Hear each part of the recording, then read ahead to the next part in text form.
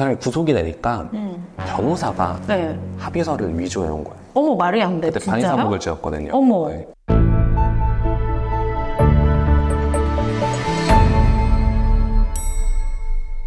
안녕하세요. 여러분의 인생을 지켜드리는 인생변호사, 검사 출신 이고은 변호사. 검사 출신 김한솔 변호사입니다. 연인들 사이에 계속 이렇게 문자 보내거나 찾아오면 너 나 스토킹하냐? 이런 말 많이 하죠. 그런데 여러분, 이제 이런 말 함부로 하시면 안 됩니다. 스토킹이 범죄잖아요. 그러니까 단순히 나한테 문자 몇 번 보냈다고 해서 과연 스토킹이 되는 걸까? 어떤 경우를 스토킹 범죄라고 하느냐? 이 부분 한번 정확히 설명드리도록 하겠습니다. 스토킹이 처음 제정된 게 2021년이거든요. 그쵸. 네, 죄가 새로 생겼잖아요. 당시 사회적으로 되게 문제되던 것이기 때문에 경찰들이 막 이제 스토킹으로 인지해가지고 기록을 엄청 줬단 말이에요. 네. 이제 그것이 스토킹이냐 아니냐를 판단하는데 판례가 없어가지고 없죠. 지속성 그리고 반복성 뭐 이런 게 있는데 네. 그게 또 구체적인 기준이 딱 정해져 있질 않아요. 그러니까요. 3번은 스토킹 아니고 뭐 5번은 스토킹이냐 뭐 이걸 대검에서 내려주는 것도 아니고 그렇습니다. 네. 처음엔 좀 그 판단하는데 힘이 들었었는데 그쵸. 3년이 지났고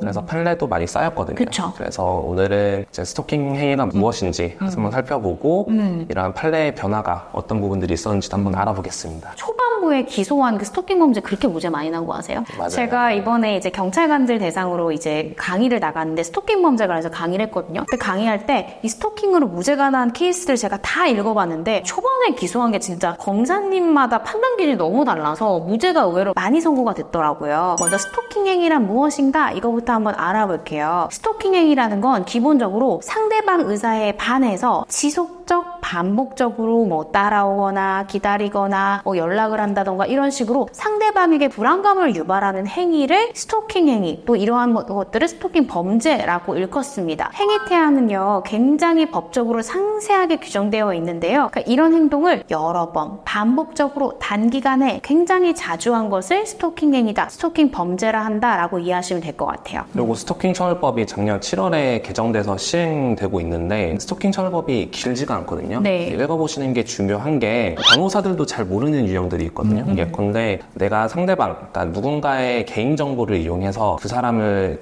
마치 그 사람인 것처럼 인터넷에서 가장하는 행위. 맞아요. 네, 이거는 뭐 내가 누구를 쫓아가거나 뭐 따라가거나 뭐 전화하거나 그런 행위가 아니잖아요. 그런데 스토킹 행위로 보고 있거든요. 네, 의외로 이런 일도 종종 일어나잖아요. 이게 바로 온라인 스토킹 행위가 이번에 개정되면서 추가가 됐고요. 또 한 가지 개정된 부분이 바로 처벌 불허 의사를 밝혀도 처벌된다. 이 부분이 있습니다. 왜냐면 이게 처벌 불허 의사를 밝히면 처벌을 못하도록 그게 돼 있으니까 이 스토킹 가해자들이 또 합의해달라고 스토킹을 하는 거예요. 그래서 피해자들의 고통이 너무 커지니까 작년에 법을 개정하면서 이 처벌 불허 의사를 밝히더라도 범죄의 성립 여부에는 영향이 없도록 법이 바뀌었습니다. 제가 검찰에 있을 때 스토킹으로 구속이 됐어요. 집에 찾아와가지고 돈 받으려고 막 감금하고 구타하고 막 그런 사건이었는데 그 사람이 구속이 되니까 변호사가 네. 합의서를 위조해 온 거예요. 어머, 말이 안 돼. 그때 진짜요? 반의사복을 지었거든요. 어머. 네. 그래서 이거를 구속 취소를 해야 되나 이렇게 보고 있는데 근데 보니까 피해자가 여러 명이었거든요. 근데 합의서를 써온 그 여러 피해자 중 한 명이 수용되어 있던 거예요. 제가 있는 관할 지역에 수용되어 있어가지고 불렀죠. 네. 불렀는데 합의를 안 했다는 거예요. 어머. 이제 그 변호사를 사면서 이제 위조죄로 뭐 입건하느냐 마느냐 막 그런 문제도 있었고. 입건해야죠. 네. 근데 입건까지는 안 갔고 아무튼 그렇게 악용하는 이제 경우도 있었기 때문에 이제 그러한 점들 때문에 반의사 불벌 그 규정이 삭제되었죠. 그리고 또 한동안 문제가 됐던 게 변호사님, 부재중 전화가 과연 스토킹 행위냐 아니냐 가지고 법원이 1심 달라져, 2심 달라져, 3심 달라져 계속 판단이 달라졌던 부분도 있잖아요. 근데 이것도 시행되면서 좀 달라진 게 있나요? 이게 전화를 거는데 내가 안 받았는데 그래도 부재중 전화가 막 100통씩 와 있으면은 네. 불안하잖아요. 네. 불안해서 이걸 스토킹 행위로 봐야 되냐 안 봐야 되냐 그거에 대한 말이 많았었는데 정보통신망을 통해가지고 음향이나 문헌을 도달하게 하는 경우에 이제 처벌하는 조항이 있었는데 네. 거기에서 부재중 전화는 해당이 안 된다라고 판시한 판례가 있었거든요. 네. 그거를 이제 검사들이나 판사들이 착안을 해가지고 그러면은 부재중 전화 찍힌 거는 스토킹이 아니다라고 판시를 했었는데 최근에 법이 개정되면서 부재중 전화도 스토킹 행위에 해당한다라고 맞습니다. 명문으로 이제 규정을 해 놓아서 부재중 전화가 찍히는 것도 근데 이게 아직까지도 스토킹이 아니라고 보시는 분들이 계시거든요. 근데 이거는 명문 규정이 있기 때문에 스토킹 행위에 해당하고 네. 상대방이 전화를 안 받는다 그래가지고 부재중 전화를 막 몇십 통씩 남기는 행위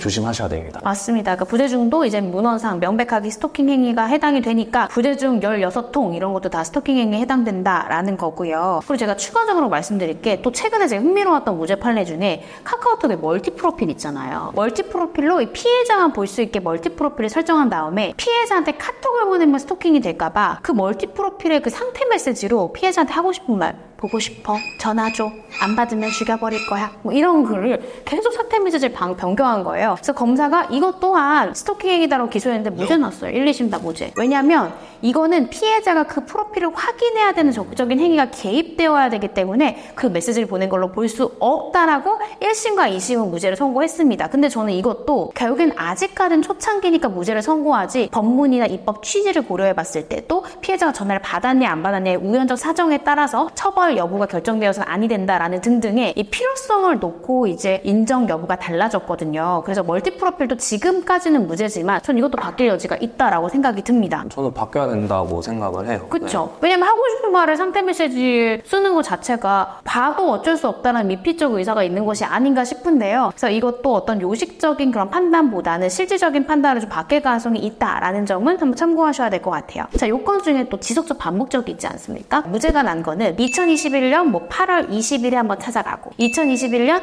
10월 30일에 찾아가고 이렇게 2번 정도를 찾아가는데 스토킹 행위로 검사가 기소했는데 무죄. 왜냐면 행위와 행위 간의 간격이 굉장히 멀리 떨어져 있고 행위 태양이 한 번 찾아오고 한 번 전화가 온 거고 반복적이지도 않고 비슷하지도 않고 하기 때문에 짧은 기간 동안 여러 번 연락을 취하는 등의 행동을 하지 않아서 이건 지속적 반복적이 아니다라고 무죄가 판시되는 경우가 있습니다. 그래서 스토킹 행위로 고소당하셨을 때는 내가 문제가 되고 있는 행위 간의 간격이 얼마나 가까운지도 한번 보셔야 될 것 같아요. 초반에 무죄가 많이 났던 사례 중에 하나가 이제 카카오톡이나 문자 메시지를 보낼 때 네네. 대부분의 사람들이 한 문장을 다 쓰고 전송 버튼 누르지 않잖아요. 아 근데 저희 아빠는 한바닥인데? 아 그래요? 오나 보거라 오늘 날씨가 어떠하구나 이게 한바닥인데 근데 젊은 분들은 끊어서 많이 보내죠. 급해가지고. 네 급해가지고. 그러면은 한 문장을 보내는데 한 문장은 한 10번을 끊어서 보내기도 하거든요. 그러니까 어째 뭐 한솔아 오늘 우리 어디서 만날래 이렇게 끊어서 그쵸? 네네. 그렇게 보낸 거를 예전에는 그 하나 보낸 거를 일제로 네. 하나의 행위로 보고서 이제 기소를 한 경우들이 많았어요. 근데 법원에서는 그거를 포괄해서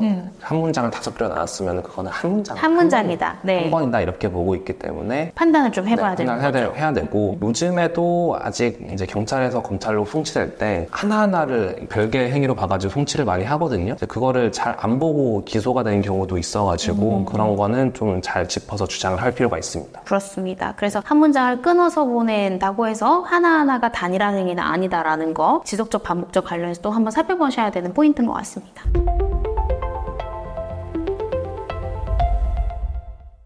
자, 오늘은요, 이 스토킹 범죄가 무엇인지 또 그 스토킹 행위에 해당하려면 구속 요건이 여러 가지가 있는데 각 구속 요건마다 법원이 어떻게 보는지 그걸 한번 좀 살펴봤는데요. 오늘 영상 유용하셨다면요, 좋아요와 구독, 알림 버튼까지 부탁드리겠습니다. 감사합니다.